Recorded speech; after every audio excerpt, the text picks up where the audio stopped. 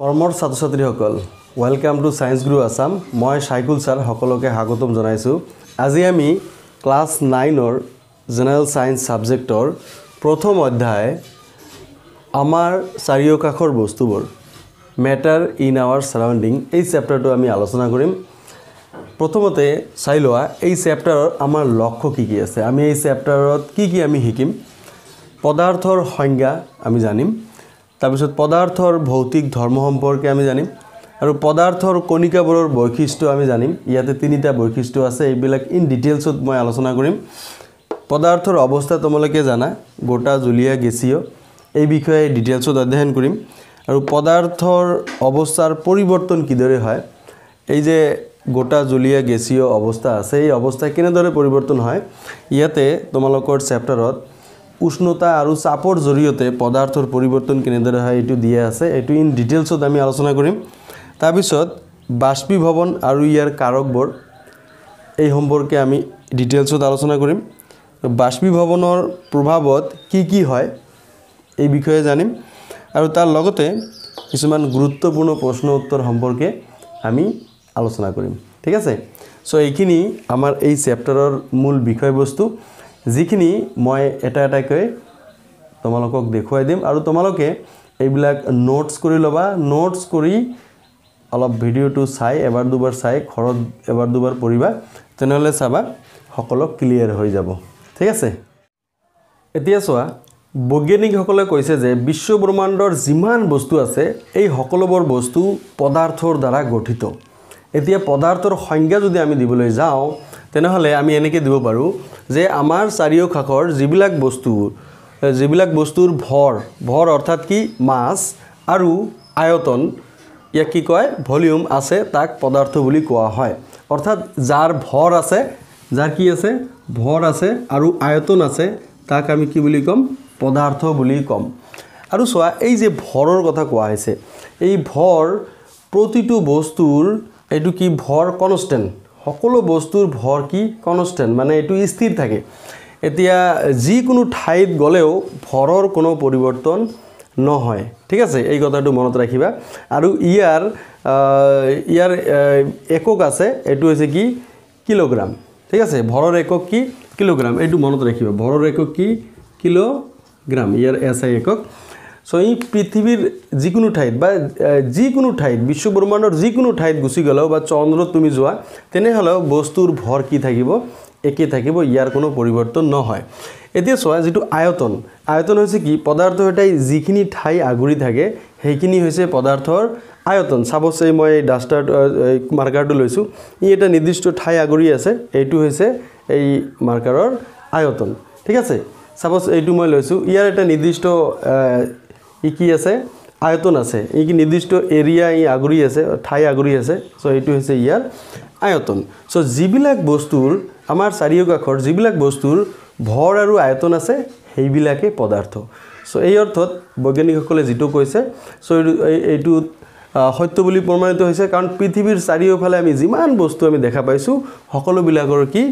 বেছিভাগৰে ভৰ আৰু আয়তন দুও আছে সো এই সকলোবিলাক পদাৰ্থৰ অন্তৰ্ভুক্ত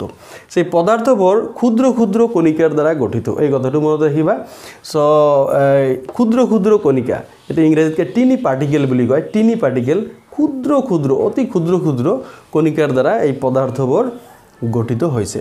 এতিয়া ইয়াৰ উদাহৰণ যদি আমি চাওঁ যে কলম কিতাপ চন্দ্ৰ সূৰ্য তৰা উদ্ভিদ আৰু তুমি যিকোনো উদাহৰণ ল'ব পাৰা মাটি পানী বায়ু আমাৰ চাৰিওকাষৰ যিবিলাক বস্তুৰ ভৰ আৰু আয়তন দুও আছে এই সকলোবিলাক পদাৰ্থ এতিয়া পদাৰ্থৰ মোটামুটি তোমালোকে এটা ধাৰণা পাই গৈছা এই পদাৰ্থৰ ভৌতিক আৰু ৰাসায়নিক দুও ধৰ্মই আছে ঠিক আছে সো পদাৰ্থৰ ভৌতিক ধৰ্মৰ বিষয়ে এইটো চেপ্টাৰত ইন ডিটেইলছত আমি আলোচনা কৰিম আৰু পদাৰ্থৰ যেটো ৰাসায়নিক ধৰ্ম আছে এইটো পৰৱৰ্তী চেপ্টাৰত আমি আলোচনা কৰিম ঠিক আছে সো এতিয়া চাই লও পদাৰ্থৰ ভৌতিক ধৰ্ম কি আছে সো এক নম্বৰ ভৌতিক ধৰ্ম আছে কি পদাৰ্থবোৰ কণিকাৰে গঠিত ঠিক আছে এইটো নম্বৰ 1 সকলো পদাৰ্থ কণিকাৰে গঠিত আৰু 2 নম্বৰ পদাৰ্থৰ কণিকাবোৰ অতি ক্ষুদ্ৰ কি পদাৰ্থৰ কণিকাবোৰ কি অতি ক্ষুদ্ৰ এতিয়া চোৱা এই যে আমি পালো যে পদাৰ্থৰ কণিকাবোৰ অতি ক্ষুদ্ৰ সো এই পদাৰ্থৰ যে কণিকা আছে ইহঁতৰ আকৌ কিছুমান বৈশিষ্ট্য আছে এই বৈশিষ্ট্যবোৰ আমি এতিয়া চাই লওঁ সো নাম্বাৰ 1 বৈশিষ্ট্য কি আছে যে পদাৰ্থৰ কণিকাবোৰৰ মাজত ব্যৱধান আছে কি আছে পদাৰ্থৰ কণিকাবোৰৰ মাজত ব্যৱধান আছে 2 নম্বৰ কি পদাৰ্থৰ কণিকাবোৰ অনবৰত গতি কৰি থাকে ঠিক আছে পদাৰ্থৰ কণিকাবোৰ কি অনবৰত গতি কৰি থাকে অৰ্থাৎ মুভমেন্ট কৰি থাকে 3 নম্বৰ কি আছে পদাৰ্থৰ কণিকাবোৰৰ মাজত আকৰ্ষণ আছে ইহঁতৰ মাজত কি থাকে আকৰ্ষণ আছে ঠিক আছে ইহঁতে এটাই আনটো কি কৰে আকৰ্ষণ কৰে সো এই তিনিটা হৈছে পদাৰ্থৰ কণিকাৰ বৈশিষ্ট্য ঠিক আছে তোমালোকে খালি এইখিনি বস্তু মনত ৰাখিবা যে কি পদাৰ্থৰ কণিকাবোৰৰ মাজত ব্যৱধান আছে পদাৰ্থৰ কণিকাবোৰ অনবৰত গতি কৰি থাকে আৰু পদাৰ্থৰ কণিকাবোৰৰ মাজত কি আছে আকৰ্ষণ আছে সো এই তিনিটা যে বৈশিষ্ট্য পদাৰ্থৰ আমি পালো সো এই তিনিটা বৈশিষ্ট্য নেক্সট স্লাইডত আমি ইন ডিটেইলছত এটা এটাকে আলোচনা কৰিম এতিয়া চোৱা Roman 1 পদাৰ্থৰ কণিকাবোৰৰ মাজত ব্যৱধান আছে আৰু এই ব্যৱধান গোটা পদাৰ্থত আটাইতকৈ কম আৰু জলীয় বা তৰল পদাৰ্থত মধ্যম আৰু গেছীয় পদাৰ্থত আটাইতকৈ বেছি সো ইয়াৰ কাৰণে আমি এটা উদাহৰণ ল'ব পাৰো সাপোজ এইটো এটা গ্লাস মই লৈছো ইয়াতে মই অলপ পানী ভৰাই দিছো ঠিক আছে সো পানীৰ কি নিৰ্দিষ্ট ভৰ আৰু আয়তন আছে সো ই এটা পদাৰ্থ সো এই পানীত আমি কি কৰিলো এই পানীতে আমি কি মানে 1 চামচ মান চিনি দি দিলু 1 চামচ কি দিলু চিনি দিলু আৰু ইয়াতে মই মাৰ্কিং কৰি ৰাখিছো যে ইমানখিনি পানী আছে ঠিক আছে তো 1 চামচ যেতিয়া চিনি দিম চিনিৰ নিশ্চয় এটা আয়তন আছে চিনিৰ নিশ্চয় এটা আয়তন থাকিব সো এই চিনি দিয়াৰ পিছতো দেখা যায় কি এই যেটো পানী আমি মাৰ্কিং কৰি ৰাখিছিলো ইয়াতে আস্তানি ৰাখিছো সো ইয়াৰ কিন্তু আয়তন বৃদ্ধি হোৱা নাই ঠিক আছে আয়তন কি বৃদ্ধি হ'ব লাগিছিল কিন্তু বৃদ্ধি হোৱা নাই আয়তনটো একে আছে এতিয়া কথাটো হল কি এই চিনি কলৈ গল আৰু হেই বস্তুৰ দ্বাৰা আমি ক'ব পাৰো যে যেহেতু পদাৰ্থৰ কণিকাবোৰৰ মাজত ব্যৱধান আছে সো পানী এইটো এটা পদাৰ্থ সো পানী এটা পদাৰ্থ সো পানীৰ ইয়াতে কণিকাবোৰ আছে পানীৰ কণিকাবোৰ আছে সো ইয়াৰ মাজত কি ব্যৱধান আছে ইয়াৰ মাজত কি আছে এই যে চোৱা এইবিলাক কি ব্যৱধান সো এই ব্যৱধানবোৰত কি এই চিনি কি হুমাই গৈছে এই ব্যৱধান পদাৰ্থৰ পানীৰ কণিকাবোৰৰ মাজত যেটো ব্যৱধান এই ব্যৱধানত কি চিনিবোৰ হুমাই গৈছে সো ইয়াৰ দ্বাৰা এইটো নিশ্চিত যে পদাৰ্থৰ কণিকাবোৰৰ মাজত কি থাকে ব্যৱধান থাকে আৰু এইটো তোমালোকে মনত ৰাখিবা গোটা পদাৰ্থৰ যেটো কণিকা আছে ইহঁতৰ ব্যৱধান আটাইতকৈ কম আৰু জলীয় বা তৰল পদাৰ্থৰ ব্যৱধানটো মধ্যম আৰু গেছীয় পদাৰ্থৰ যেটো কণিকাবোৰৰ মাজত যেটো ব্যৱধান এটো আটাইতকৈ বেছি ফৰ এক্সাম্পল হিচাপে আমি লও পাৰো সাপোজ এইটো এটা গোটা পদাৰ্থ সো ইয়াৰ মাজত যেটো কণিকাবোৰ এনেকে ঘনকে থাকিব ঠিক আছে এনেকে ঘনকে কণিকাবোৰ থাকিব ইয়াৰ মাজত ব্যৱধান সাপোজ এইটো কি গোটা পদাৰ্থ ঠিক আছে এতিয়া সাপোজ আমি জলীয় পদাৰ্থ যদি লও জলীয় পদাৰ্থত ইয়াতে কি অলপ ব্যৱধান অলপ বেছি থাকিব কণিকাবোৰৰ মাজত কি ব্যৱধান অলপ কি বেছি থাকিব আৰু কি যদি আমি গেছীয় পদাৰ্থ যদি লও এই ব্যৱধানটো কি আৰু বেছি থাকিব আটাইতকৈ বেছি থাকিব সো এইখিনি যিকোনো পদাৰ্থ হৰু হৰু কণিকাৰ দ্বাৰা গঠিত এটো আমি আগতে পাইছো সো গোটা পদাৰ্থৰ এই কণিকাবোৰৰ মাজত ব্যৱধান কম আৰু জলীয় পদাৰ্থত এই ব্যৱধান কি মধ্যম আৰু গেছীয় পদাৰ্থত এই ব্যৱধান কি আটাইতকৈ বেছি সো এই ক্ষেত্ৰত যদি আমি দেখো সো আমি এনেদৰে লিখিব পাৰো যে যদি আমি গোটা পদাৰ্থ দিও গোটা পদাৰ্থৰ ব্যৱধান কি কম এটো আমি এনেকে দিলু তাৰ পিছত কি জুলিয়া তাৰ পিছত কি থাকিব গেছীয় পদাৰ্থ থাকিব আমি এইটো আমি লিখিব পাৰো পদাৰ্থৰ কণিকাবোৰৰ মাজত ব্যৱধানৰ এটো আমি এনেদৰে লিখিব পাৰো গোটা পদাৰ্থত আটাইতকৈ কম জলীয় পদাৰ্থত মধ্যম আৰু গেছীয় পদাৰ্থত আটাইতকৈ বেছি এতিয়া ৰোমান 2 সোৱা পদাৰ্থৰ কণিকাবোৰ অনবৰত গতি কৰি থাকে কি থাকে পদাৰ্থৰ কণিকাবোৰ অনবৰত গতি কৰি থাকে তাৰ এটা কাৰণ আছে কাৰণ এই পদাৰ্থৰ কণিকাবোৰ কি গতি শক্তি অৰ্থাৎ কাইনেটিক এনাৰ্জি থাকে ইহঁতৰ এটা গতি শক্তি থাকে হেকাৰণে ইহঁতে কি অনবৰত কি কৰি থাকে মুভমেন্ট কৰি থাকে সো পদাৰ্থৰ ই কি উষ্ণ এই কণিকাবোৰৰ যেটো গতি শক্তি উষ্ণতা বৃদ্ধিৰ লগে লগে এই পদাৰ্থৰ কণিকাবোৰৰ কি গতি শক্তিটো বৃদ্ধি পায় ঠিক আছে উষ্ণতা বৃদ্ধিৰ ফলত এই ঘটনাটো হয় সো এতিয়া চোৱা এই পদাৰ্থৰ কণিকাবোৰৰ মাজত যেটো গতি শক্তি এই গতি শক্তি গোটা পদাৰ্থত আটাইতকৈ কম জলীয় পদাৰ্থত কি মধ্যম আৰু গেছীয় পদাৰ্থত আটাইতকৈ বেছি এটো একেবাৰে ওপৰৰ নিচিনাকৈ একেই আছে ঠিক আছে এটো এজ ইট ইজ এটো আছে কিন্তু তোমালোকৰ ইয়াতে বুজাৰ কাৰণে মই এটা এক্সাম্পল লৈছো সাপোজ এইটো এটা গিলাস এইটো গিলাসত ইয়াতে মই এইখিনিমান পানী দি দিছো ঠিক আছে এইখিনিমান পানী দিছো ইয়াতে আমি কি ঢালি দিলো চিয়াহি ঢালি দিলো চিয়াহি আমি ঢালি দিছো চিয়াহি এইখিনি মানত আমি ঢালি দিছো ঢালি দিয়াৰ ফলত আমি কি দেখা পাম আমি একো লৰচৰ কৰা নাই চিয়াহি জাস্ট আমি এক টোপাল মান চিয়াহি দিছো কিন্তু অলপ পিছত কি দেখা পাম গোটেই পানীখিনি নীলা হৈ গৈছে ঠিক আছে আমি যদি নীলা চিয়াহি দিও তেনে গোটেই পানীখিনি নীলা চিয়াহিৰে ভৰি পৰিব ইয়াৰ কাৰণটো কি ইয়াৰ কাৰণটো এইটোৱে যে এই যে পানীৰ যি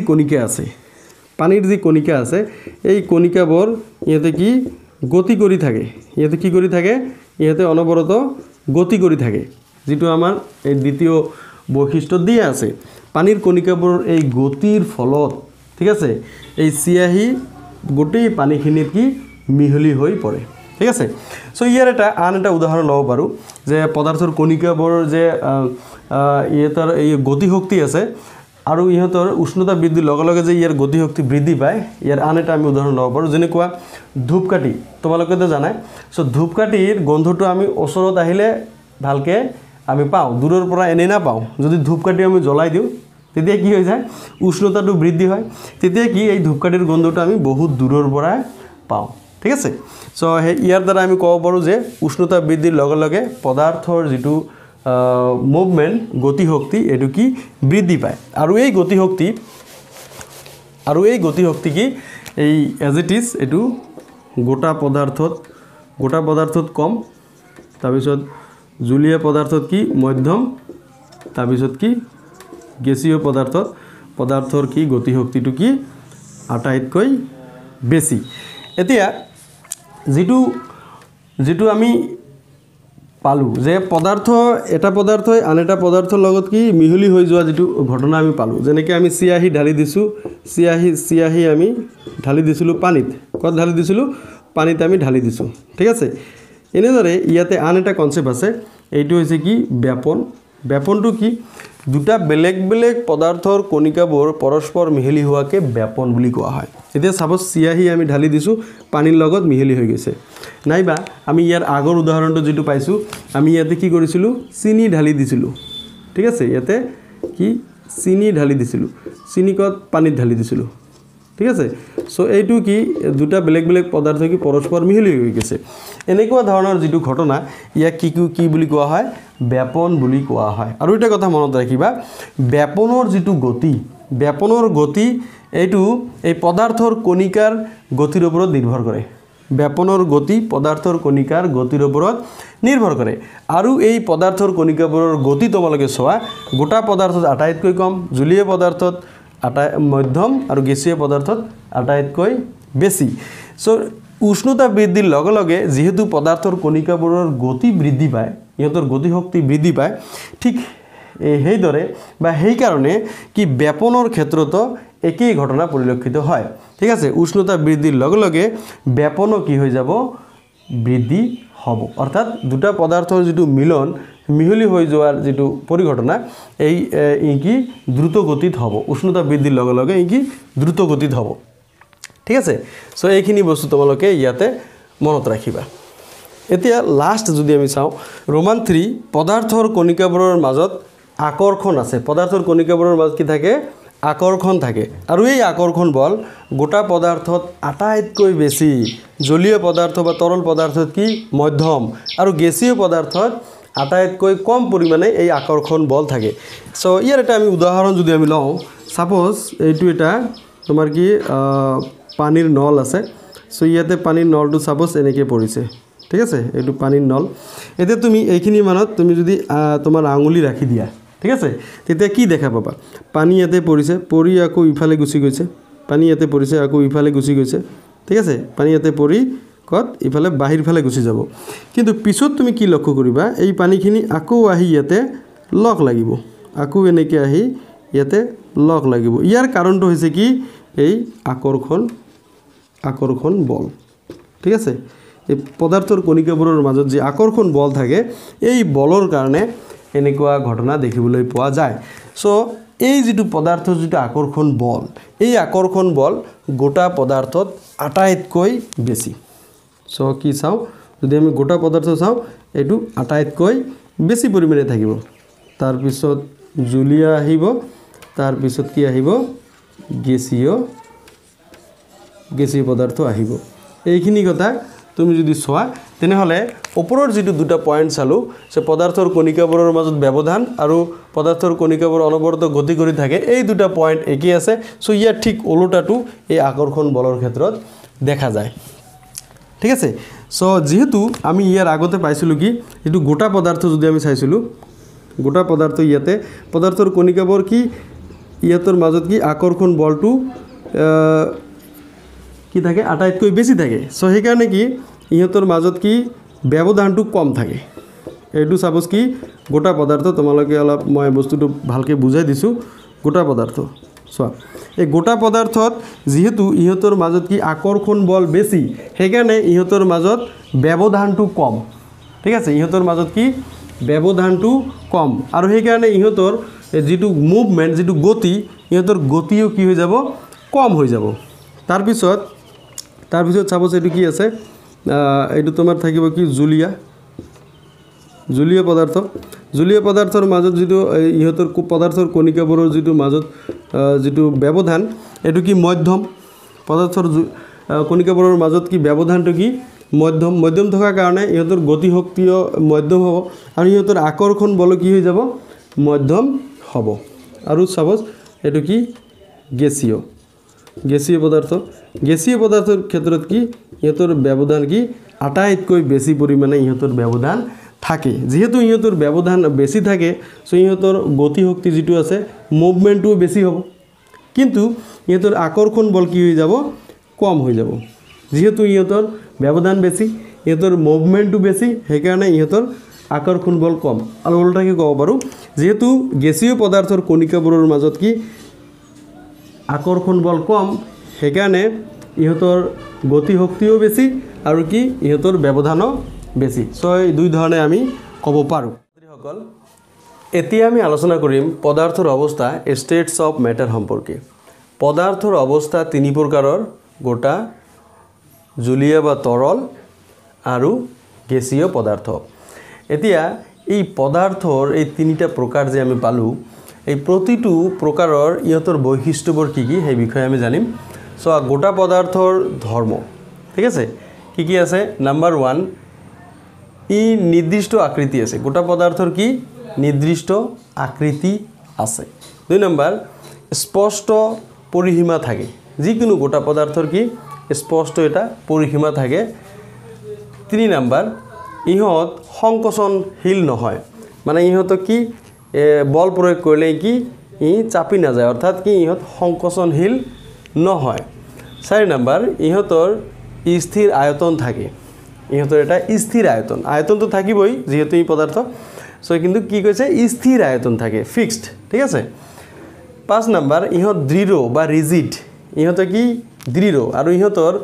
আকৃতি হলনি কৰিব নোৱাৰি যদি বেছি বল প্ৰয়োগ কৰি দিয়া তেনেহলে গোটা পদাৰ্থবোৰ কি যাব ভাঙি যাব ঠিক আছে ইহতে আকৃতি পৰিৱৰ্তন কৰিব নোৱাৰি ইহত দৃঢ় হয় এটো ইংৰাজীত ৰিজিড বুলি কয় ঠিক আছে এই কেইটা হৈছে গোটা পদাৰ্থৰ ধৰ্ম আৰু ইয়াৰ উপৰিও আমি ইতিমধ্যে পাইছো যে গোটা পদাৰ্থত যিবিলাক পদাৰ্থৰ কণিকা আছে ইহতৰ মাজত ব্যৱধান আটাইতকৈ কম ঠিক আছে আৰু ইহতৰ কি যেটো গতি শক্তি কণিকাবোৰৰ গতি শক্তি আটাইতকৈ কম কিন্তু ইহতৰ যেটো আকৰ্ষণ বল কণিকাবোৰৰ মাজত যেটো আকৰ্ষণ বল এটো আটাইতকৈ বেছি সো এইখিনি আমি ইতিমধ্যে পাইছো তাৰ পিছত চোৱা জলীয় পদাৰ্থৰ ধৰ্ম কি আছে জলীয় বা তৰল পদাৰ্থ নিৰ্দিষ্ট আকৃতি নাই জলীয় পদাৰ্থৰ কি নিৰ্দিষ্ট আকৃতি নাই এতিয়া তুমি চোৱা তুমি গ্লাছত ৰাখিলে গ্লাছৰ আকাৰ ধাৰণ কৰিব, কলহত ৰাখিলে কলহৰ আকাৰ ধাৰণ কৰিব, জগত ৰাখিলে জগৰ আকাৰ ধাৰণ কৰিব, প্লেটত ৰাখিলে প্লেটৰ আকাৰ ধাৰণ কৰিব। সো জলীয় বা তৰল পদাৰ্থৰ কি কোনো নিৰ্দিষ্ট আকাৰ আকৃতি নাই, গোটাৰ আছে কিন্তু জলীয় পদাৰ্থ নাই। 2 নম্বৰ কি নিৰ্দিষ্ট পৰিসীমা নাই, যেহেতু ইয়াৰ আকৃতি নাই সো ইয়াৰ নিৰ্দিষ্ট কোনো পৰিসীমা নাই। 3 নম্বৰ ইহত প্ৰবাহী কিয় সে এনেকে যদি তুমি পানী ঢালি দিয়া ইহতে কি বৈ যায়, ঠিক আছে। পানীৰ এইটো এটা ধৰ্ম, পানী এটা জলীয় পদাৰ্থ, তুমি এতে কেৰাচিন ডিজেল যিকোনো জলীয় বা তৰল পদাৰ্থ লোৱা ইহত কি প্ৰবাহী, ওখ ঠাইৰ পৰা কি নিম্নমুখী ইহতে প্ৰবাহ ইহত বৈ থাকে। সো এইটো এটা ধৰ্ম পালো, ইহত প্ৰবাহী। আৰু 4 নম্বৰ আছে ইহত নিম্ন সংকোচনশীল। এতিয়া চোৱা গোটা পদাৰ্থৰ কি সংকোচনশীল নহয়, কিন্তু জলীয় পদাৰ্থৰ কি অলপ সংকোচন হয়, নিম্ন সংকোচনশীল। আৰু 5 নম্বৰ কি আছে ইহতৰ নিৰ্দিষ্ট আয়তন আছে, ইহতৰ নিৰ্দিষ্ট আয়তন আছে। এইখিনি মনত ৰাখিবা, ঠিক আছে। জলীয় পদাৰ্থৰ কি থাকে নিৰ্দিষ্ট আয়তন থাকে, কিন্তু পৰিসীমা নাথাকে, আয়তন থাকে, এইটো মনত ৰাখিবা, ঠিক আছে। এতিয়া চোৱা আমি আগতে পাইছোঁ কি যে জলীয় পদাৰ্থৰ ক্ষেত্ৰত জলীয় পদাৰ্থ যেহেতু পদাৰ্থ এইটো কণিকাৰে গঠিত, ক্ষুদ্ৰ ক্ষুদ্ৰ কণিকাৰে গঠিত, আৰু এই কণিকাবোৰৰ মাজত ব্যৱধান গোটা পদাৰ্থতকৈ কম কিন্তু গেছীয় পদাৰ্থতকৈ বেছি। আৰু ইহঁতৰ কণিকাবোৰৰ যিটো গতিশক্তি, কণিকাবোৰৰ গতিশক্তিও গোটাতকৈ কম, গেছীয়তকৈ বেছি, ঠিক আছে। কণিকাবোৰৰ যিটো অনবৰত গতি কৰি থাকে এই গতিশক্তিৰ কাৰণে। আৰু চোৱা ইহঁতৰ যিটো আকৰ্ষণ বল, ঠিক আছে, কণিকাবোৰৰ মাজত যিটো আকৰ্ষণ বল জলীয় পদাৰ্থৰ ক্ষেত্ৰত, এই আকৰ্ষণ বল কঠিন পদাৰ্থতকৈ কম, কঠিন পদাৰ্থতকৈ কি কম, কিন্তু গেছীয় পদাৰ্থতকৈ কি বেছি। আকৰ্ষণ বলটো এই গেছীয় পদাৰ্থতকৈ বেছি, গোটা পদাৰ্থতকৈ কম, কণিকাবোৰৰ মাজত আকৰ্ষণ বল, ঠিক আছে। সো এই মধ্যম পন্থা অৱলম্বন কৰে, এইখিনি কথা মনত ৰাখিবা যিকোনো ক্ষেত্ৰত। এতিয়া ইয়াতে আন এটা কথা আছে, ব্যাপন বেগৰ এটা কথা আছে, ব্যাপন বেগ। এতিয়া চোৱা এই ব্যাপনৰ কনচেপ্টটো তোমালোকক মই আগতে কৈছোঁ, দুটা পদাৰ্থ, দুটা বেলেগ বেলেগ পদাৰ্থ, ঠিক আছে, মিলি যোৱা যিটো প্ৰক্ৰিয়া তাক ব্যাপন বুলি কোৱা হয়। সো এই ব্যাপন বেগৰ যিটো কনচেপ্ট আছে, এই ব্যাপন বেগ গোটা পদাৰ্থৰ তুলনাত জলীয় পদাৰ্থত কি ব্যাপন বেগ কি বেছি থাকিব, কাৰণ ইহঁতৰ এই যে কণিকাবোৰৰ মাজত কি থাকে ব্যৱধান বেছি থাকে। এইখিনি মনত ৰাখিবা যে জলীয় পদাৰ্থৰ ব্যাপন বেগ কি গোটা পদাৰ্থতকৈ বেছি, ঠিক আছে। আৰু ব্যাপন বেগ আটাইতকৈ গেছীয় পদাৰ্থত বেছি, কাৰণ ইহঁতৰ মাজৰ এই ব্যৱধান আটাইতকৈ বেছি। সো যিমান ব্যৱধান বেছি হ'ব এই ব্যাপন বেগ সিমানেই বেছি হ'ব। তো জলীয় পদাৰ্থতকৈ মধ্যম, গেছীয় পদাৰ্থত যেহেতু ইয়াৰ ব্যৱধান বেছি, সো ইয়াৰ ব্যাপন বেগো কি হৈ যাব বেছি হৈ যাব। সো এতিয়া লাষ্ট কি আছে গেছীয় পদাৰ্থৰ ধৰ্ম। গেছীয় পদাৰ্থৰ ধৰ্ম কি আছে, নাম্বাৰ 1 ইহঁতৰ কি নিৰ্দিষ্ট আকৃতি নাই, গেছীয় পদাৰ্থৰ নিৰ্দিষ্ট আকৃতি নাই যেনেকুৱা জলীয় পদাৰ্থৰ। আৰু 2 নম্বৰ নিৰ্দিষ্ট পৰিসীমাও নাই, জলীয় পদাৰ্থৰ নিচিনা একেই আছে। 3 নম্বৰ ইহঁত প্ৰবাহী, এইটো জলীয়ৰ নিচিনা একেই আছে, ইহঁত কি প্ৰবাহী। 4 নম্বৰ ইহঁত উচ্চ সংকোচনশীল। চোৱা জলীয় পদাৰ্থ আমি কি পাইছোঁ নিম্ন সংকোচনশীল, এইটো কি উচ্চ সংকোচনশীল, ঠিক আছে। এই গেছীয় পদাৰ্থ উচ্চ সংকোচনশীল হোৱা কাৰণে এটা সৰু সিলিণ্ডাৰত বহুত পৰিমাণৰ গেছ আমি ভৰাই ৰাখিব পাৰি। যেনেকুৱা তোমালোকে LPG দেখিছা, LPG আমি যেটো ৰন্ধা বঢ়াত ব্যৱহাৰ কৰোঁ।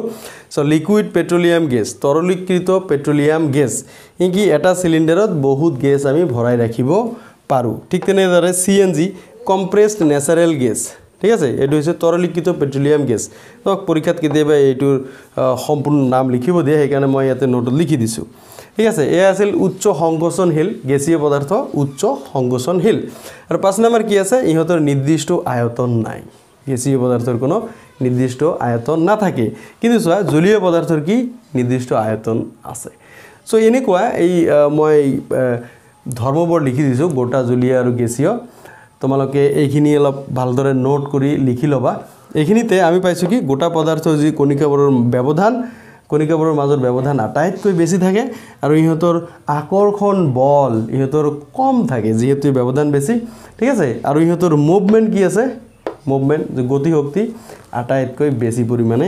থাকে ছাত্ৰীসকল এতিয়া আমি আলোচনা কৰিম অৱস্থাৰ পৰিৱৰ্তন সম্পৰ্কে অৱস্থাৰ পদাৰ্থৰ অৱস্থাৰ পৰিৱৰ্তন আমি দুই ধৰণে কৰিব পাৰি উষ্ণতাৰ তাৰতম্যৰ জৰিয়তে পদাৰ্থৰ পৰিৱৰ্তন কৰিব পাৰি আৰু চাপৰ তাৰতম্যৰ জৰিয়তে আমি পদাৰ্থৰ পৰিৱৰ্তন কৰিব পাৰি এই ক্ষেত্ৰত চোৱা গোটা পদাৰ্থ এটাক তাপ প্ৰয়োগ কৰিলে জলীয় পদাৰ্থলৈ ৰূপান্তৰিত হয় আৰু জলীয় পদাৰ্থ এটাক তাপ প্ৰয়োগ কৰিলে গেছীয় পদাৰ্থলৈ ৰূপান্তৰিত হয় ঠিক সেইদৰে গেছীয় পদাৰ্থ এটাক যদি আমি চাপ প্ৰয়োগ কৰোঁ তেনেহলে জলীয় পদাৰ্থলৈ ৰূপান্তৰিত হয় আৰু জলীয় পদাৰ্থক আকৌ চাপ প্ৰয়োগ কৰিলে গোটা পদাৰ্থলৈ ৰূপান্তৰিত হয় ৰিভাৰ্স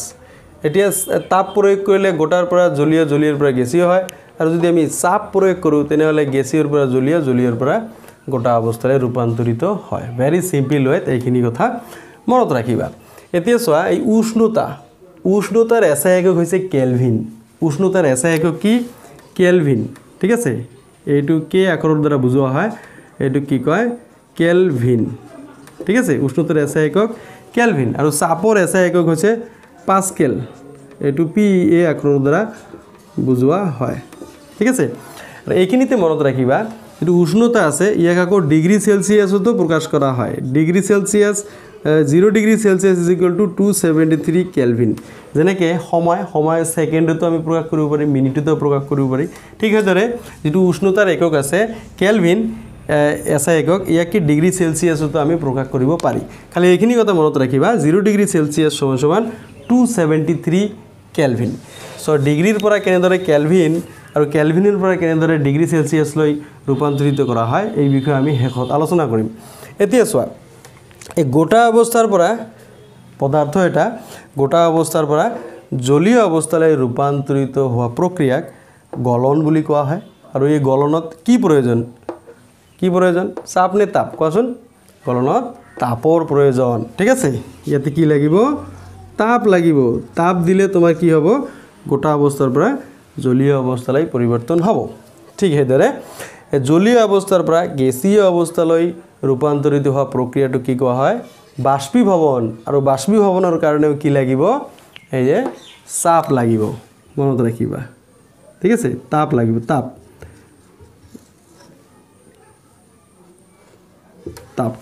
এতিয়া চোৱা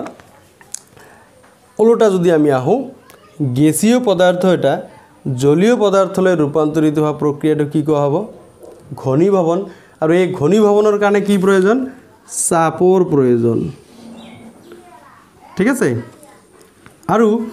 জলীয় পদাৰ্থ এটা গোটা অৱস্থালৈ ৰূপান্তৰিত হোৱা প্ৰক্ৰিয়াটো কি কোৱা হয় স্ফটিকীকৰণ বুলি কোৱা হয় আৰু ইয়াৰ কাৰণে কিহৰ প্ৰয়োজন চাপৰ প্ৰয়োজন হ'ব এতিয়া ঊৰ্ধ্বপাতন এটা আছে এটো কি গোটা অৱস্থাৰ পৰা জলীয় অৱস্থা নোহোৱাকৈ পোনে পোনে গেছীয় অৱস্থালৈ ৰূপান্তৰিত হলে নাইবা গেছীয় অৱস্থাৰ পৰা পোনে পোনে গোটা অৱস্থালৈ ৰূপান্তৰিত হলে তাক কি ঊৰ্ধ্বপাতন বুলি কোৱা হয় ঊৰ্ধ্বপাতনৰ ক্ষেত্ৰত সো গোটাৰ পৰা যদি গেছীয় হয় তেনেহলে তাপ লাগিব আৰু গেছীয়ৰ পৰা যদি গোটা হয় তেনেহলে ইয়াতে কি লাগিব চাপ লাগিব ঠিক আছে এই ডেফিনিশন কিনি মই তোমালোকক নেক্সট স্লাইডত লিখি দিম এতিয়া আন এটা কনসেপ্ট লৈ আহিছো এইটো হৈছে কি উতলাংক ঠিক আছে উতলাংকটো কি বস্তু ইয়াক মেল্টিং পয়েন্ট বুলিও কোৱা হয় মেল্টিং পয়েন্ট এটো কি যিমান উষ্ণতাত ঠিক আছে যিমান উষ্ণতাত গোটা পদাৰ্থ এটা জলীয় পদাৰ্থলৈ ৰূপান্তৰিত হয় তাক উতলাংক বুলি কোৱা হয়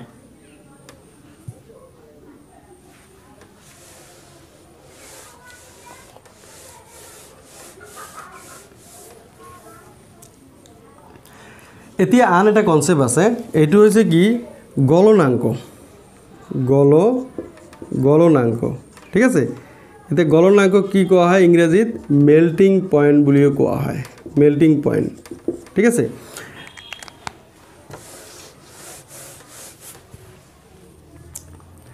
এতিয়া এটা ইন্টাৰেস্টিং কথা চোৱা সে গোটা পদাৰ্থ আমি ধৰি লৈছো সাপোজ কি বৰফ ঠিক আছে বরফ কি হব পানি হব বরফ পানি হব অর্থাৎ বরফটো গোটা ঠিক আছে এইটো কি গোটা পদার্থ সো এই গোটা পদার্থ এর পানি কি এইটো জলীয় পদার্থ সো গোটার পৰা জলীয় অৱস্থালৈ কি ৰূপান্তৰিত হ'ব ঠিক আছে এতে ইয়াতে তাপৰ প্ৰয়োজন আছে তে যিমান তাপত অৰ্থাৎ যিমান উষ্ণতাত গোটা পদাৰ্থ এটা জলীয় পদাৰ্থলৈ ৰূপান্তৰিত হয় সেই উষ্ণতাক পদাৰ্থটোৰ কি বুলি কোৱা হয় গলনাঙ্ক বুলি কোৱা হয় গলনাঙ্ক ইয়াত ইংৰাজীত কয় মেল্টিং পয়েন্ট যি উষ্ণতাত পদাৰ্থ এটা গোটা অবস্থাৰ পৰা জলীয় অবস্থালৈ ৰূপান্তৰিত হয় সেই উষ্ণতাক পদাৰ্থটোৰ গলনাঙ্ক বুলি কোৱা হয় অৰ্থাৎ মেল্টিং পয়েন্ট বুলি কোৱা হয় এতিয়া বৰফৰ যেটো গলনাঙ্ক বৰফৰ গলনাঙ্ক হৈছে 0 ডিগ্ৰী সেলসিয়াস নাইবা 273 কেলভিন এটো হৈছে বৰফৰ গলনাঙ্ক অৰ্থাৎ 273 কেলভিন উষ্ণতাত বৰফ কি গোটা অবস্থাৰ পৰা জলীয় অবস্থালৈ ৰূপান্তৰিত হয় অৰ্থাৎ বৰফ কি হৈ যায় পানী হৈ যায় আৰু এই উষ্ণতাকে বৰফৰ গলনাঙ্ক বুলি কোৱা হয় এইখিনি মনত ৰাখিবা এইটো হৈছে বৰফৰ গলনাঙ্ক সব বেলেগ বেলেগ পদাৰ্থৰ গলনাঙ্ক বেলেগ বেলেগ এতিয়া সাপোজ এই যে পানী আমি পালো পানী কি হ'ব পানীকে আমি তাপ দি আমি গ্যাস বনাই দিম ঠিক আছে সো পানী হৈছে এটো জলীয় পদার্থ তে জলীয় পদাৰ্থৰ আমি গ্যাসীয় পদাৰ্থলৈ আমি ৰূপান্তৰিত কৰিম তে জলীয় পদাৰ্থ এটা গ্যাসীয় পদাৰ্থলৈ ৰূপান্তৰিত কৰোতে যিমান তাপৰ প্ৰয়োজন ঠিক আছে বা যি উষ্ণতাৰ প্ৰয়োজন সেই উষ্ণতাক পদাৰ্থটোৰ কি কোৱা হয় উতলাঙ্ক বুলি কোৱা হয় ঠিক আছে এটো হৈছে কি উতলাঙ্ক ইয়াতে কোৱা হয় বয়লিং পয়েন্ট ঠিক আছে এতে কথা হৈছে কি পানী 100 ডিগ্ৰী সেলসিয়াস দেখা গৈছে কি পানী 100 ডিগ্ৰী সেলসিয়াস অৰ্থাৎ 373 কেলভিন উষ্ণতাত পানী কি হয় গ্যাস হৈ যায় 100 ডিগ্ৰী সেলসিয়াস নাইবা 373 কেলভিন উষ্ণতাত পানী কি হৈ যায় গ্যাসলৈ ৰূপান্তৰিত হয় অৰ্থাৎ জলীয়ৰ পৰা গ্যাসীয় অৱস্থালৈ ৰূপান্তৰিত হৈছে সো এই উষ্ণতা কি কোৱা হয় কি পানীৰ উতলাঙ্ক বুলি কোৱা হয় এটো হৈছে কি 100 ডিগ্ৰী সেলসিয়াস নাইবা 373 কেলভিন হৈছে পানীৰ উতলাঙ্ক অৰ্থাৎ বয়লিং পয়েন্ট এনেদৰে বেলেগ বেলেগ পদাৰ্থৰ উতলাঙ্ক বেলেগ বেলেগ বুজি পাইছা বেলেগ বেলেগ পদাৰ্থৰ যেনেকৈ গলনাঙ্ক বেলেগ বেলেগ ঠিক সেইদৰে উতলাঙ্ক বেলেগ বেলেগ এতিয়া আন এটা কনসেপ্ট আছে এইটো হৈছে কি লিন তাপ ইংৰাজীত কয় লেটেন হিট এটো কি বস্তু সো আমি দেখিলো কি 0 ডিগ্ৰী সেলসিয়াসত পানী কি বৰফ হৈ যায় বৰফ কি হৈ যায় পানী হৈ যায় আৰু 100 ডিগ্ৰী সেলসিয়াসত পানী কি গ্যাস হৈ যায় ঠিক আছে এইটো আমি পালো পানীৰ উতলাঙ্ক আমি পালো গলনাঙ্ক আমি পাই গলো দুটাই পাই গৈছো এতিয়া এক বায়ুমণ্ডলীয় চাপত স্থিৰ উষ্ণতাত এটা পদাৰ্থ এটা অৱস্থাৰ পৰা আন এটা অৱস্থালৈ ৰূপান্তৰিত হওঁতে যি তাপৰ প্ৰয়োজন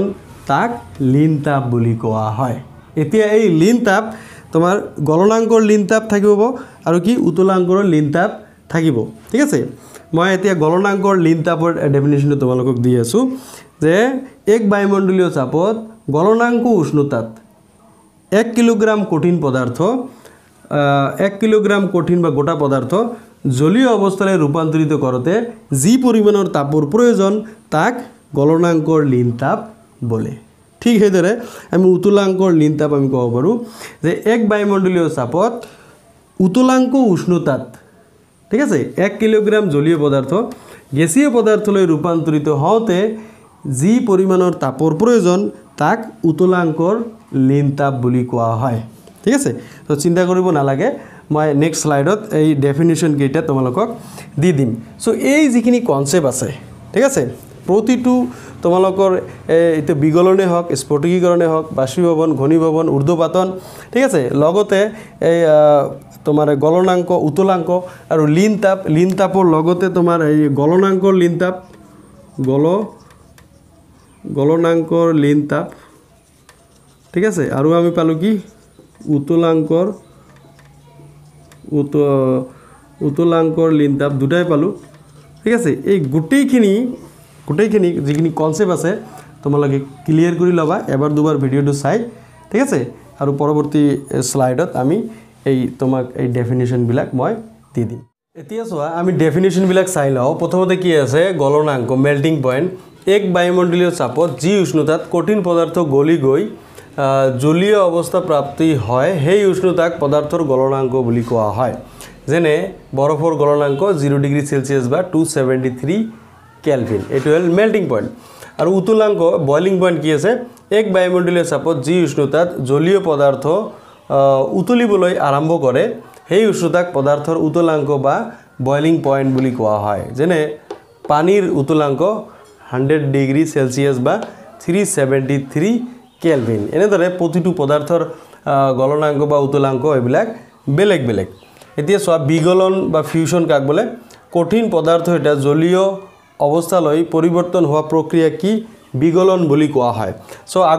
আগৰ স্লাইডত মই তোমালোকক বুজাই দিছো এই বিগলনৰ ডেফিনিশনটো চাই তোমালোকে স্ফটিকীকৰণ আৰু ঘনীভৱন এই দুটা ডেফিনেশ্যন তোমালোকে ঘৰত লিখিবা স্ফটিকীকৰণ আৰু ঘনীভৱন যেনেকৈ মই বিগলনটো লিখি দিছোঁ আগৰ স্লাইডত যেনে মই বুজাই দিছোঁ সেই হিচাপত তোমালোকে লিখিবা এতিয়া চা ঊৰ্ধ্বপাতন এইটো কয় সাবলিমেশন তাপৰ প্ৰভাৱত জলীয় অৱস্থা প্ৰাপ্ত নোহোৱাকৈ কঠিনৰ পৰা পোনে পোনে গেছীয় অৱস্থালৈ হোৱা পৰিৱৰ্তন বা চাপৰ প্ৰভাৱত গেছীয় অৱস্থাৰ পৰা কঠিন হোৱা প্ৰক্ৰিয়াক ঊৰ্ধ্বপাতন বুলি কোৱা হয় সো এতে দুটা বস্তু আছে তাপৰ প্ৰভাৱত জলীয় অৱস্থা নোহোৱাকৈ কঠিনৰ পৰা গেছীয় আৰু কি চাপৰ প্ৰভাৱত গেছীয়ৰ পৰা কঠিন হোৱা প্ৰক্ৰিয়াটো কি কোৱা হয় ঊৰ্ধ্বপাতন বা সাবলিমেশন বুলি কোৱা হয় যেনে উদাহৰণ গুৰি কৰা কৰ্পূৰ বা এমোনিয়াম ক্লোৰাইড উত্তপ্ত কৰিলে ই গেছীয় অৱস্থালৈ পৰিৱৰ্তন হয় জলীয় অৱস্থা নোহোৱাকৈ ডাইৰেক্ট গেছীয় অৱস্থা প্ৰাপ্ত হয় সো এটো হৈছে ঊৰ্ধ্বপাতনৰ উদাহৰণ আৰু এটা উদাহৰণ আমি লব পাৰো যেনেকৈ গোটা কাৰ্বন ডাই অক্সাইড ঠিক আছে ই কি চাপ কমাই এক বায়ুমণ্ডলীয় চাপ লৈ আনিলে ই জলীয় অৱস্থা প্ৰাপ্ত নোহোৱাকৈ পোনে পোনে গেছীয় হয় সো এইটো এটা কি ঊৰ্ধ্বপাতনৰ উদাহৰণ সেইকাৰণে এই গোটা কাৰ্বন ডাই অক্সাইডক শুকান বৰফ বুলি কোৱা হয় কেতিয়াবা পৰীক্ষাত সোধে যে গোটা কাৰ্বন ডাই অক্সাইডক কিয় শুকান বৰফ বুলি কোৱা হয় এইটো কাৰণতে ইয়াক শুকান বৰফ বুলি কোৱা হয় লিন তাপ লেটেন্ট হিট এক বায়ুমণ্ডলীয় চাপত নিৰ্দিষ্ট উষ্ণতাত পদাৰ্থ এটা অৱস্থাৰ পৰা আন এটা অৱস্থালৈ ৰূপান্তৰিত হ'লে সেই পৰিমাণৰ তাপক লিন তাপ বুলি কোৱা হয় ইতিমধ্যে আমি এইবিলাক আলোচনা কৰিছোঁ এতিয়া বিগলনৰ লিন তাপ কাক বলে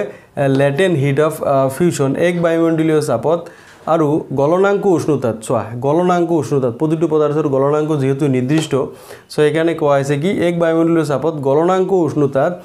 1 কিলোগ্ৰাম কঠিন পদাৰ্থ জলীয় অৱস্থালৈ নিবলৈ যি পৰিমাণৰ তাপ প্ৰয়োগ হয় তাক পদাৰ্থটোৰ বিগলনৰ লিন তাপ বুলি কোৱা হয় বিগলনৰ লিন তাপৰ ক্ষেত্ৰত কি এই গলনাংক উষ্ণতাত এই পৰিঘটনাটো হ'ব লাগিব আৰু কি বাষ্পীভৱনৰ লিন তাপ কাক বলে এক বায়ুমণ্ডলীয় চাপত আৰু উতলাংক উষ্ণতাত 1 কিলোগ্ৰাম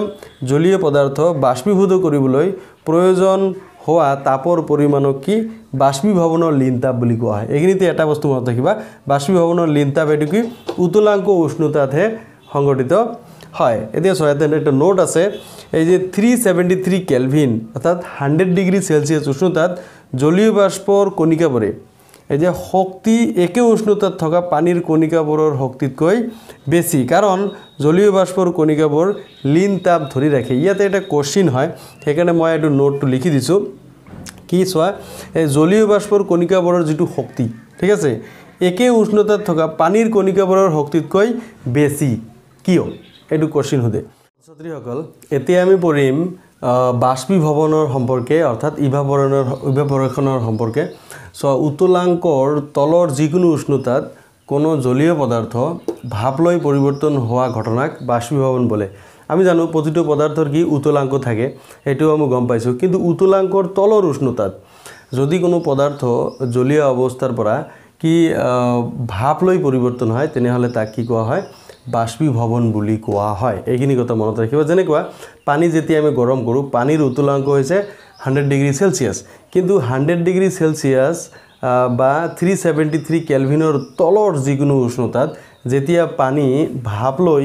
ৰূপান্তৰিত হয় তেনেহ'লেহে তাক আমি কি বাষ্পীভৱন বা ইভাপোৰেশ্যন বুলি ক'ম। এতিয়া চোৱা এই বাষ্পীভৱন তোমাৰ মূলত এই চাৰিটা কাৰকৰ ওপৰত নিৰ্ভৰ কৰে। এই চাৰিটা কাৰক হৈছে যেনেকুৱা তৰলৰ পৃষ্ঠকালি, উষ্ণতা, আৰ্দ্ৰতা আৰু বতাহ। সো এইকেইটা আমি অলপ ডিটেইলছত চাম যে পৃষ্ঠকালি বুলি ক'লে কি হয়। সাপোজ কোনো এটা পদাৰ্থ কোনো এটা সাপোজ তুমি এটা কাপ লৈছা, ঠিক আছে, এনেকুৱা এটা কাপ আছে, তো আৰু এটা আছে তোমাৰ তুমি এটা বেলেগ এটা পদাৰ্থ লৈছা, এইটো চোৱা, ঠিক আছে, বাটি এটা লৈছা। সো ইয়াৰ চোৱা ইয়াৰ পৃষ্ঠকালি এইখিনিয়ে আৰু ইয়াৰ পৃষ্ঠকালি ইমান এই গোটেইখিনি ইয়াৰ পৃষ্ঠকালি, ঠিক আছে। এতিয়া ইয়াতে পানী যদি আমি ৰাখি দিওঁ, পানী ইয়াতেও আমি পানী ৰাখিছোঁ, তেনেহ'লে ইয়াৰ যিটো বাষ্পীভৱন বেছি হ'ব, ঠিক আছে। ইয়াৰ বাষ্পীভৱন কি হ'ব কম হ'ব, ইয়াৰ কি হ'ব বেছি হ'ব, কাৰণ ইয়াৰ পৃষ্ঠকালি বেছি। পৃষ্ঠকালি বেছি হ'লে কি হয়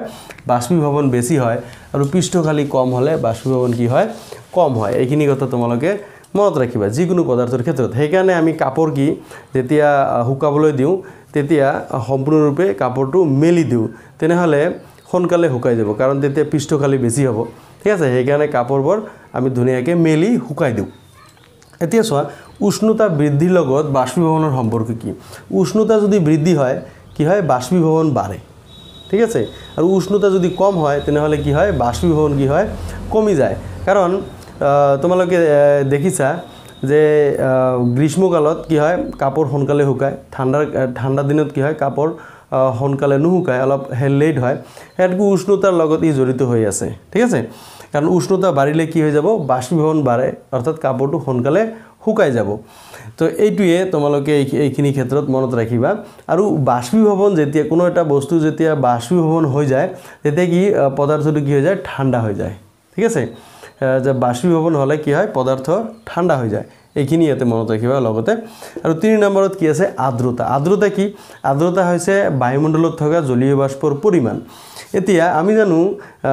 যে নিৰ্দিষ্ট উষ্ণতাত বায়ুত থকা জলীয় বাষ্পৰ পৰিমাণ নিৰ্দিষ্ট, ঠিক আছে। এই ক্ষেত্ৰত চোৱা যদি আৰ্দ্ৰতা কমে তেনেহ'লে বাষ্পীভৱন কি হ'ব বাঢ়িব। সাপোজ আৰ্দ্ৰতাৰ কথা যিটো আছে আৰ্দ্ৰতা যদি কমে, আৰ্দ্ৰতা কমে মানে বায়ুমণ্ডলত জলীয় বাষ্পৰ পৰিমাণ কম, তেনেহ'লে কি বাষ্পীভৱন কি হৈ যাব বাষ্পীভৱন বেছি হ'ব, ঠিক আছে। বাষ্পীভৱন কি হ'ব বেছি হ'ব। আৰু যদি আৰ্দ্ৰতা তোমাৰ আৰ্দ্ৰতা বাঢ়ে মানে বায়ুমণ্ডলত জলীয় বাষ্পৰ পৰিমাণ বেছি আছে, তেনেহ'লে কি হ'ব এই বাষ্পীভৱন কি হৈ যাব কম হৈ যাব। এইখিনি কথা মনত ৰাখিবা। সো আৰ্দ্ৰতা হৈছে বায়ুত থকা জলীয় বাষ্পৰ পৰিমাণ, আৰু নিৰ্দিষ্ট উষ্ণতাত বায়ুত জলীয় বাষ্পৰ পৰিমাণ নিৰ্দিষ্ট হৈ থাকে, ঠিক আছে। সো যদি আৰ্দ্ৰতা কমে তেনেহ'লে বাষ্পীভৱন বাঢ়ে, বাষ্পীভৱন কি হয় বাঢ়ে। আৰু আৰ্দ্ৰতা যদি বাঢ়ে তেনেহ'লে বাষ্পীভৱন কি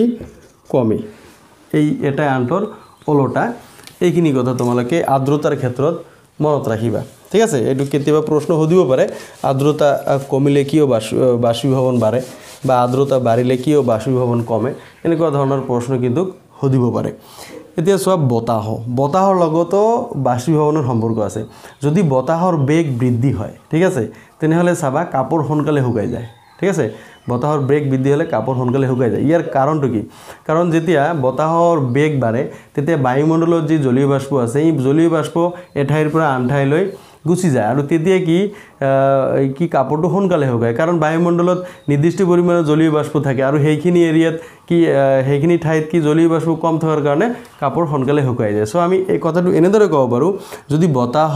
যদি কমে তেনে বাষ্পীভৱন কমে, আৰু বতাহ বাঢ়িলে বাষ্পীভৱন বাঢ়ে, অৰ্থাৎ বতাহৰ বেগ বাঢ়িলে বাষ্পীভৱন বাঢ়ে। এইখিনি কথা মনত ৰাখিবা, ঠিক আছে। এতিয়া চোৱা এটা মই নোট লিখি দিছোঁ, এই নোটৰ পৰা কিছুমান কুৱেশ্যন ইয়াৰ পৰা সুধি থাকে, সেইকাৰণে নোটটো মই লিখি দিছোঁ। সো বায়ুত থকা জলীয় বাষ্পৰ পৰিমাণকে বায়ুৰ আৰ্দ্ৰতা বুলি কোৱা হয়। এইখিনি তোমাৰ কিতাপত দিয়াই আছে, ইয়াক হিউমিডিটি বুলি কোৱা হয় ইংৰাজীত। আৰু এক নিৰ্দিষ্ট উষ্ণতাত বায়ুত এক নিৰ্দিষ্ট পৰিমাণৰ জলীয় বাষ্প থাকিব পাৰে, সেইকাৰণে বতাহৰ বেগ বাঢ়িলে বাষ্পীভৱন বাঢ়ে, কিন্তু আৰ্দ্ৰতা বাঢ়িলে বাষ্পীভৱন কমে। যিখিনি কথা আমি ইতিমধ্যে আলোচনা কৰিলোঁ। আৰু লাষ্টত কি আছে বাষ্পীভৱনৰ ফলত পদাৰ্থৰ উষ্ণতা কি হয় হ্ৰাস হয়। এইখিনি কথা তোমালোকে এই বাষ্পীভৱনৰ ক্ষেত্ৰত মনত ৰাখিবা যে কি কাৰকৰ ওপৰত বাষ্পীভৱন নিৰ্ভৰ কৰে আৰু এই যিবিলাক কাৰক আছে এই কাৰকটো কেনেকুৱা ধৰণৰ কমিলে বা বাঢ়িলে কেনেকুৱা ধৰণৰ বাষ্পীভৱনৰ ওপৰত প্ৰভাৱ পৰে এনেকুৱা এই যিবিলাক কনসেপ্ট আছে এই কনসেপ্টৰ পৰা তোমালোকৰ পৰীক্ষাত বিভিন্ন ধৰণৰ কোশ্চিন তোমালোকৰ সুধি থাকে ঠিক আছে সো এইখিনি তোমালোকে ভালদৰে চাই ক্লিয়াৰ কৰি ল'বা ছাত্ৰীসকল এতিয়া আমি আলোচনা কৰিম বাষ্পীভৱনে ঠাণ্ডা কৰে কিদৰে হাউ ডাজ ইভাপোৰেশন কজেস কুলিং বিভিন্ন ক্ষেত্ৰত এই বাষ্পীভৱনে ঠাণ্ডা কৰা ঘটনা দেখিবলৈ পোৱা যায় সো এইবোৰ কেনেদৰে হয় আৰু কি ক্ষেত্ৰত এই বাষ্পীভৱনৰ ফলত ঠাণ্ডা হয় সো প্ৰথমতে চাই লোৱা যে খোলা পাত্ৰত জলীয় পদাৰ্থ অনবৰত বাষ্পীভূত হৈ থাকে এইটো আমি জানো খোলা পাত্ৰ যিকোনো খোলা পাত্ৰত তোমাৰ কি জলীয় পদাৰ্থ কি বাষ্পীভূত হৈ থাকে এই বাষ্পীভৱনৰ ফলত কমি যোৱা শক্তি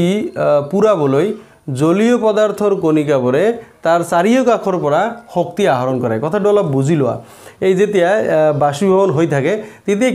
কি শক্তি ক্ষয় হয় এই শক্তি পুৰাবলৈ এই চাৰিও কাষৰ পৰা এই জলীয় পদাৰ্থই কি কৰে শক্তি আহৰণ কৰে অৰ্থাৎ শক্তি এবজৰ্ব কৰে ঠিক আছে এইদৰে শক্তি আহৰণ বা শোষণৰ ফলত বাষ্পীভূত হোৱা ঠাইৰ চাৰিও কাষৰ পৰিৱেশ ঠাণ্ডা হৈ যায় এই যে শক্তি আহৰণ বা শোষণ কৰিলে ইয়াৰ ফলত কি এই বাষ্পীভূত হোৱা ঠাইৰ চাৰিওফালে কি হৈ যায় ঠাণ্ডা হৈ যায় এতিয়া আমি উদাহৰণ হিচাপে ল'ব পাৰোঁ যেনেকৈ হাতৰ তলুৱাত এচিটন বা পেট্ৰল বা সুগন্ধি দ্ৰব্য দিলে কি ঠাণ্ডা হৈ যায় ইয়াৰ কাৰণটো কি চোৱা এই হাতত এই তোমাৰ এচিটন পেট্ৰল বা সুগন্ধি দ্ৰব্য দিলে কি হয় ইহঁতে কি